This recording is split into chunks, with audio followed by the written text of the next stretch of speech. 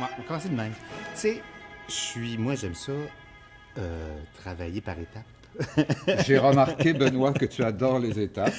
Et donc, il reste que, bon, donc aussi de commencer avant même l'écriture, qu'on fasse un atelier, qu'on développe peut-être un langage, qu'on réussisse à trouver comme des pistes. Là, on avait comme, le premier atelier qu'on a fait, on avait quoi? Un petit bout de texte, hein?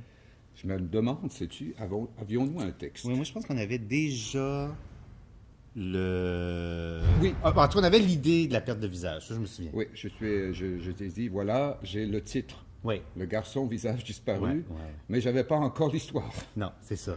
Puis là, à un moment donné, tu es arrivé avec l'histoire de la mère avec la police. Ça, je me souviens qu'on avait ça dans le premier atelier. Puis est-ce que tu te souviens, parce que moi, le premier atelier, je me souviens que tu as pris plein de notes. Mais vraiment plein de notes et des petits carnets. Qu'est-ce que c'était la première fois que tu faisais ce genre de travail avec un metteur en scène extérieur? Non, je l'ai Non? déjà fait dans d'autres contextes, là. Mais je prends toujours des notes et je m'inspire de... Ben, je suis atmosphérique, moi, hein. Alors, j'absorbe les propos du metteur, les interactions avec les acteurs, puis il y a des idées qui fusent, il y a de l'énergie, il y a du rythme, il y a de l'excitation, il y a de l'extase.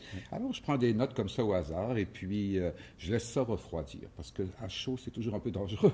Et puis, une fois que c'est froid, là, je fais une sélection. Et il y a toujours quelque chose qui va orienter mon travail, si tu veux, je sais pas, mon imagination. Voilà. Ouais, C'est l'imaginaire qui est très important Ouais, au ouais. théâtre. Ça, je me suis rendu compte, je me souviens quand tu avais dit, parce que dans le premier bloc, on avait, tu sais, à un moment donné, je t'avais dit, ouais, mais on dirait que c'est un show juste sur la mer, parce qu'on avait plein de scènes de la mer.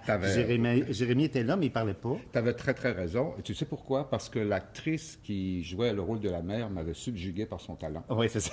Et donc, grâce à son jeu, j'ai tout de suite... c'est son imaginaire à elle qui m'a capté. Ouais. Mais évidemment, ta sagesse m'a mis sur les bons rails. C'est vrai, c'est quand même l'histoire d'un adolescent. Et là, j'ai commencé à travailler le parcours dramatique de Jérémy, l'adolescent. Mais c'est vrai que au départ, j'avais la première scène, c'est-à-dire la maman chez la police, le policier, et j'avais aussi la dernière scène, qui met en vedette évidemment la maman. Et comme l'actrice qui jouait cette maman était formidable, ben, je suis resté avec ça. C'est pourquoi j'étais vraiment... Il me manquait tout le milieu, en fait, tout le centre de la pièce. Et ben voilà, j'ai fait beaucoup de travail tout seul en prenant plein de notes, en imaginant pourquoi un adolescent allait perdre son visage. Parce qu'au départ, je ne le savais pas. Mais ça, c'est incroyable, parce que je me souviens que tu m'avais dit, là, je reviens à l'imaginaire, parce que moi aussi, je travaille, c'est pas pareil du tout, mais moi, je travaille sur le plateau, tu sais, je travaille au contraire avec les gens, avec l'action, avec en tout cas, l'expérimentation directe, concrète, tu sais. Et je me souviens que tu avais dit, ah ben là, Jérémy, il faut que je laisse parler. Mais moi, ça me fascine tout le temps. Oui, je fais ça, oui. Mais donc, tu le laisses parler, mais il part de où? Il part de où? Ben, regarde, je vais t'expliquer. J'ai deux grands mouvements dans mon écriture. J'ai la quête et l'enquête. La quête, c'est justement le peu que j'ai, je le laisse libre de s'exprimer. Donc, j'avais la maman, elle a parlé. J'avais Jérémy, je l'ai fait parler. Puis là, je me suis aperçu qu'il avait quand même une petite amie, Jessica. Et ensuite, je l'interroge. Donc, mais la quête, c'est ce que j'ai écrit sans savoir ce que j'écris, sans savoir où je vais. Par contre, le deuxième mouvement, l'enquête, ça, c'est la chose la plus importante et la plus difficile et la plus laborieuse, parce que je considère ce que j'ai écrit pendant la quête comme une scène de crime. Okay. Donc, c'est une scène de crime que j'enquête. Je deviens un policier, un enquêteur, et j'interroge mes personnages. Que faisais-tu? Pourquoi étais-tu là? Parfois, ce n'est pas le nom de mes personnages. Là, je le savais, mais je demande pourquoi, Jérémy, tu as des problèmes. Qu'est-ce que c'est que cette histoire avec la vieille dame? Et tu n'aimes pas les pommes? Pourquoi? Mais tu offres une pomme? En fait, je pose des questions. Je me dis, mais est-ce qu'il neigeait? Est-ce qu'il faisait froid? Mais tiens, le froid. Le froid, c'est très important. Donc, j'enquête. Et je prends des notes, j'enquête, mais je n'écris pas encore la pièce. C'est comme si j'avais mis Jérémy en prison. Et tu ne vas pas sortir de là tant que tu ne vas pas m'expliquer pourquoi tu as perdu ton visage. Et voilà. Et parfois, j'arrive à les torturer aussi. Ah bon? Ben, c'est mieux que je torture mes personnages que moi-même. Oui, ça, c'est ça. Mais est-ce que, quand même, ton Jérémy, là, est-ce que tu vas puiser, d'après toi, dans ton adolescence ou quelque chose comme ça, ou pas du tout? Ah non, pas du tout. Pas du tout. Non, parce que je n'aimais pas les zombies, je n'aimais pas les monstres. C'est mon jeune frère qui aimait les monstres. Je me suis inspiré plutôt de mon frère Éric. Ah, quand même. Oui, OK, oui, oui. OK. Parce que lui, il avait plein des miniatures, là, des bonhommes, comment on appelle ça? Enfin, des petits zombies dans sa chambre. OK. Et puis, donc, j'ai donné des souvenirs de mon jeune frère à Jérémie. Mais sauf que toute l'histoire n'a rien à voir avec ma famille, puisque j'ai essayé d'accrocher avec l'actualité. Donc, qu'est-ce qu'il y a dans l'actualité actuellement? C'est la crise des migrants, c'est les travailleurs humanitaires, c'est les kidnappings, les otages, les gens dont on coupe la tête. C'est ça qui m'a nourri, parce que tu ouvres les journaux, tu regardes la télé, et c'est ça qui t'arrive à toi. Donc, c'est comme ça que j'ai arrimer mon interrogatoire avec l'actualité. Ouais, puis finalement, en plus, on réussit, en tout cas, tu réussis à mettre comme des espèces de symboles un à côté de l'autre, parce que là, finalement... Ben, c'est des symboles, je t'arrête tout de suite. Ah, c'est pas des symboles. Non, c'est des métaphores. Ouais, OK, des métaphores. Oui, oui, OK. Mais, non, mais je veux dire, ou des images. Moi, Ouais. c'est pas symbole, je veux dire, mais des images fortes qui, finalement, zombies et effectivement migrants et effectivement travailleurs humanitaires, tête coupée, tout ça, finalement, d'abord et avant tout, ça fait pas de lien direct. Ah non, Sauf non. que là, dans ça multiplie les liens, ça multiplie Oui. les lectures. Parce que les adolescents, ils sont repliés sur soi-même, et en même temps, ils sont pleins de passion et d'altruisme aussi. Ils veulent aider les autres. Il y a beaucoup de jeunes qui ont cette passion d'aller vers l'autre, de les connaître, de les aider. Ils sont aussi extrêmement scandalisés par la pauvreté, les inégalités sociales, la corruption, et ils sont passionnés, quoi. Et puis en même temps, ils sont perdus. Tout ça fait en sorte que j'ai créé ce personnage de Jérémie qui, je crois, ressemble à beaucoup d'adolescents actuellement. Mais moi, j'étais comme ça, tu sais. Moi, j'étais vraiment... Parce que là, lui, il y a quand même toute sa perte de repères. Moi, j'étais plus de l'ordre j'étais plus de l'ordre de Jessica. Ah. De la passion, de croire... Elle est positive, Jessica. C'est ça, positif, de croire qu'on va pouvoir changer les choses, de croire qu'on va pouvoir... Moi, c'était mon adolescence. C'était-tu une adolescence comme ça? Ah non, moi j'étais terriblement schizophrène. J'étais perturbé, très intellectuel. Je dévorais les livres. Bon? Ah oui, oui, très, très. Je les dévorais, je réfléchissais tout le temps. C'était quand même un peu déséquilibré, mon affaire. J'ai commencé à mieux vivre dans mon propre corps quand j'ai commencé à étudier la danse, le Kathakali en Inde. Ce qui était dans la tête est descendu dans mes pieds. Et donc, après, j'ai brassé tout ça, puis ça s'est recentré. Ouais, j'aimerais savoir, comme les personnages, on pourrait dire secondaires, en tout cas les figures masculines, la police, le psy, sont venus comment? Ben, ils sont venus parce que je voulais créer un contraste entre l'enjeu et aussi, je pourrais dire, l'humour, parce que je trouvais ça périlleux d'offrir un texte qui soit complètement orienté sur la problématique de la crise d'identité chez les adolescents. Je voulais aussi qu'on s'en amuse, et parce que l'humour permet aussi de réfléchir, c'est aussi une distanciation, et ça allait donner des outils à ta mise en scène. Ben oui. Non, mais tout à fait, tout à fait. Puis en plus, ça donne le côté où la figure masculine qui est partie, en tout cas, tout à coup, c'est trois gros symboles, mais les trois sont complètement centrés finalement sur eux-mêmes. Absolument. N'arrivent pas du tout à aider. Il faut vraiment retourner vers l'origine pour pouvoir s'en sortir, en tout cas. Oui, parce que toute la pièce, dans le fond, c'est une recherche d'aide. Et Jérémie cherche de l'aide, et la maman de Jérémie, Adèle, cherche de l'aide, mais elle n'en trouve pas. Ouais. Et donc, alors, comment ça va se résoudre? C'est à travers... c'est l'amour, finalement. Donc, c'est une pièce qui se termine bien, malgré la mort du papa. Mais il y a quand même une résilience.